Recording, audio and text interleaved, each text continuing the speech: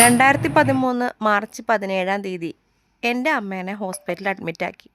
പിറ്റേ ദിവസം തീരെ വയ്യാണ്ടായ അമ്മേനെ, അതായത് 18-ാം തീയതി ICUയിലോട്ട് മാറ്റി.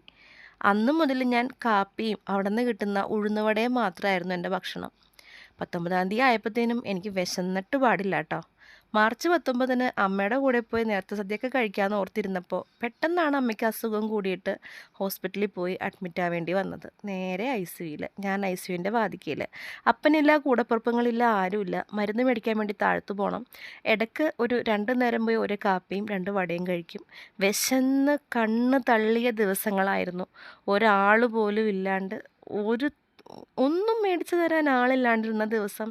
ആ മാർച്ച് 19-ന് എൻ്റെ യൂണിറ്റിൽ സിബിൻ ചേട്ടൻ എനിക്കൊരു പൊതിച്ചോറ് കൊണ്ടുവന്ന് തന്നു, പള്ളിയിൽ നിന്ന് മേടിച്ചിട്ട്. എൻ്റെ ജീവിതത്തിൽ ഞാൻ ഏറ്റവും രുചിയോടുകൂടി കഴിച്ചിട്ടുള്ള ഭക്ഷണം അതാണ് കേട്ടോ.